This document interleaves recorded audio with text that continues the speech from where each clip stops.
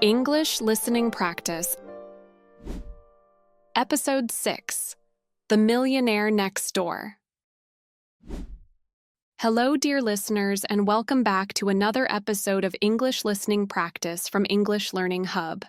I'm your host, Emily, and today I want to share a curious idea that changed how I think about money and success.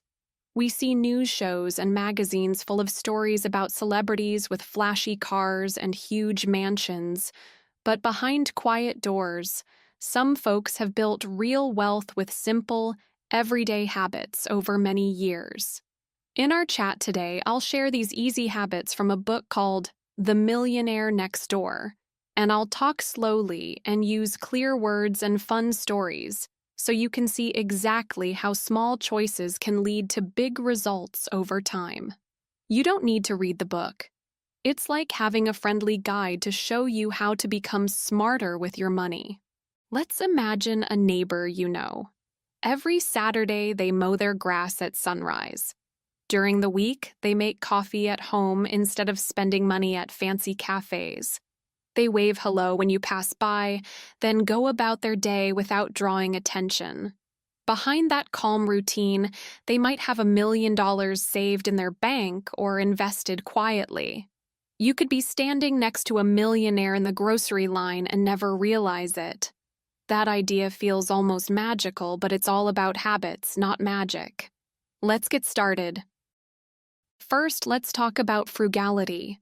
Frugality means focusing on real value instead of style. Let me tell you about my cousin. She used to buy a brand new smartphone every 6 months because she liked having the latest model. But after a while, she realized that these purchases were cutting into her savings, and the new phones weren't really that different from the ones she already had. One day, she decided to stop upgrading so often and instead keep her phone until it no longer worked well. With that change, she saved hundreds of dollars each year. She took the money she would have spent on new phones and put it into a small investment account. Over time, that account began to grow, and she felt proud knowing her choices were helping her future instead of just her style. Another powerful habit is to ask, will this last? My brother used to buy a new car model almost every year. He loved the feeling of driving something fresh off the lot with all the newest features and shiny designs. But after a few years, he noticed a pattern. The excitement faded quickly, and he was always stuck with higher car payments and a fast depreciating value. He started asking himself if that thrill was really worth the money. Eventually, he decided to break the habit and bought a well-maintained used car instead.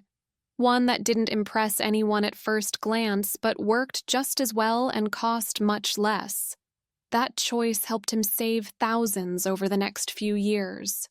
Asking, will this last? Helped him stop chasing temporary excitement and start building a more stable future. Planning your time is just as important as planning your money. When you plan your day, you protect both your energy and your wallet. One of my teachers in college used to talk about how he managed both. Every morning at 6, he would write down a simple to-do list that included one main work goal and one small financial task. That financial task might be something quick, like checking his monthly spending or reading a short article about saving better. After work, he would take a few minutes to go over what he had spent that day.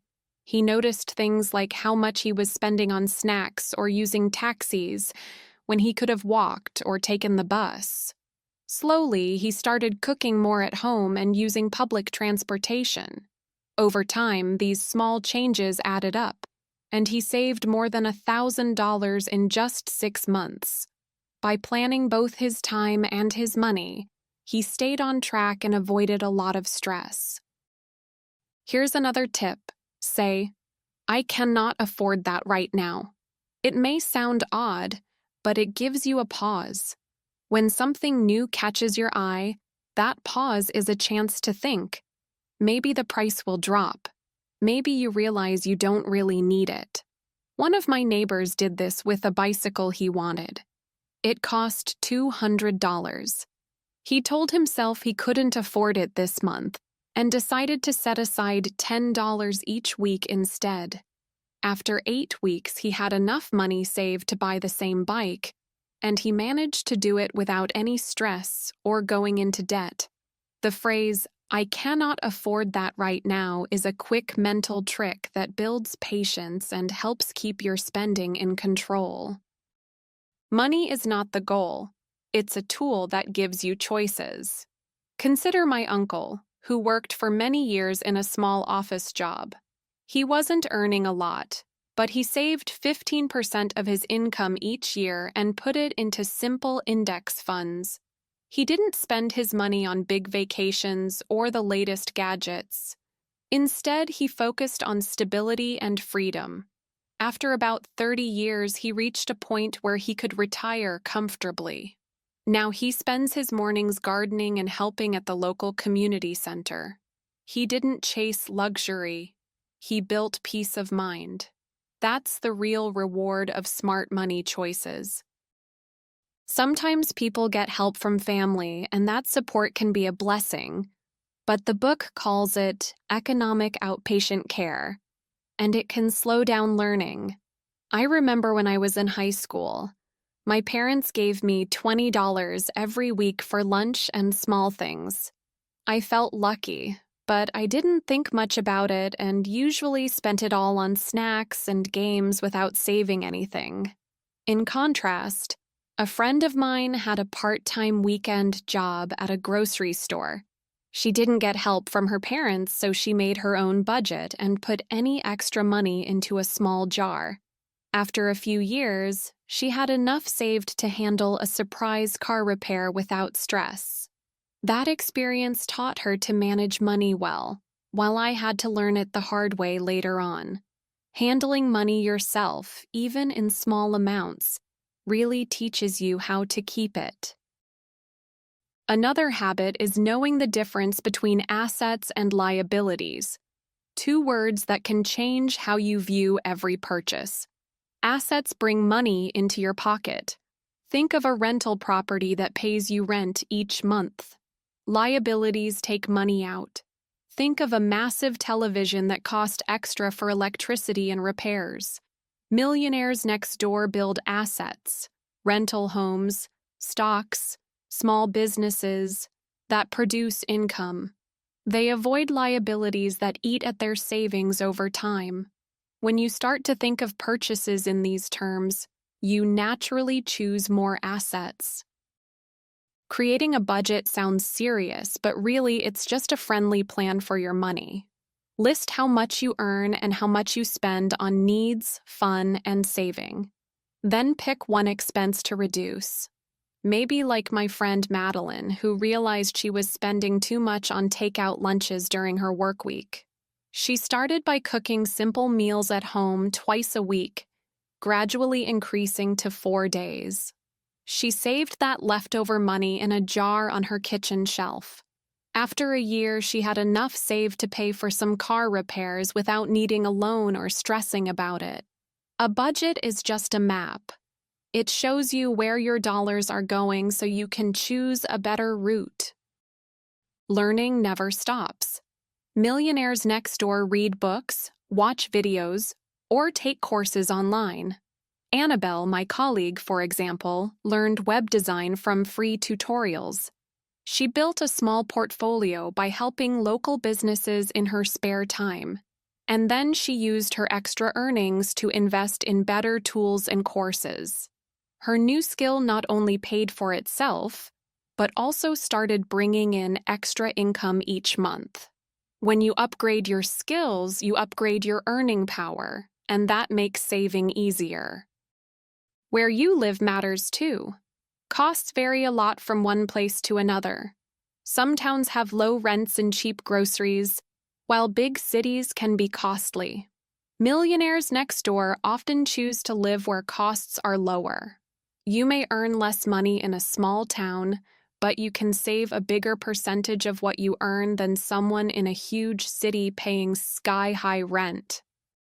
Family habits leave a lasting mark. Parents who teach children to save coins in a jar give them a gift that lasts a lifetime.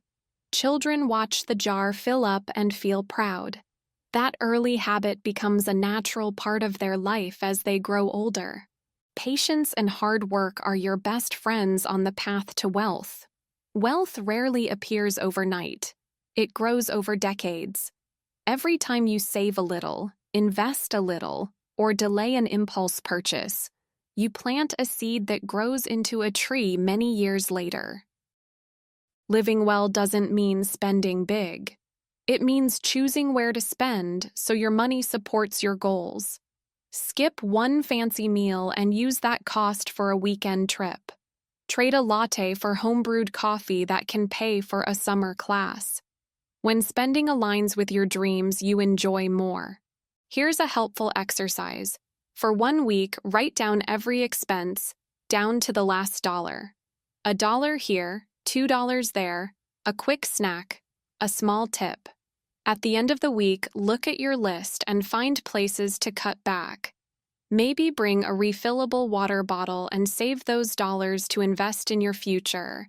Small amounts add up. Setting a goal makes saving easier. Say, you want a short vacation that costs $300. Divide that by the number of weeks until your trip. If you have 15 weeks, save $20 a week. When the day arrives, you can pay cash and enjoy without worry. Credit cards can be useful, but millionaires next door treat them carefully by paying off the full balance each month, so they never pay high interest. And they use cards for convenience rather than buying things they cannot afford immediately. It is also wise to build an emergency fund. Life has surprises: a car repair, a medical bill, or an unexpected trip. Having money set aside for emergencies helps you avoid debt. Millionaires next door often keep 3 to 6 months of living costs in a safe place. This fund gives peace of mind and helps them stick to their plan. Working with a budget and savings plan doesn't have to be complex. Simple tools like a notebook, a spreadsheet, or a free app can help. What matters is being consistent. Every week, review your spending and saving. Every month, adjust your plan if needed. By staying aware, you avoid surprises and keep moving toward your goals. Sometimes people ask, what if I earn just a little? The good news is that habits matter more than income. Whether you earn a small salary or a large one, saving a part of it and avoiding big debts makes a huge difference. A person who earns less but saves 20% of their income can be wealthier in the long run than someone who earns more but spends everything. We mentioned saying I cannot afford. Another helpful phrase is, why do I want this? Asking yourself this question slows down impulse buying. If the answer is a real need or joy, you decide. If it is a passing desire, you let it go. This small question takes only a few seconds but can save many dollars over time. For many, giving back feels rewarding. Once you build some savings, you might share with a cause you love. Giving a small amount each month to a charity or a community project can be part of your plan. It feels good and helps build a habit of generosity alongside saving and investing. Let us remember the big idea. Building wealth is not about luck or winning a lottery. It is about choices made day after day. Save in a bit, spend in wisely, learning new skills, and planning time and money. Over the years, these choices add up to something powerful. The tips we discussed are simple. They don't require special talent. They require patience and consistency. Try one tip this week. Maybe track your spending. Maybe say, I cannot afford, to one purchase. See how it feels. Tomorrow, try another tip. Step by step, you will make progress.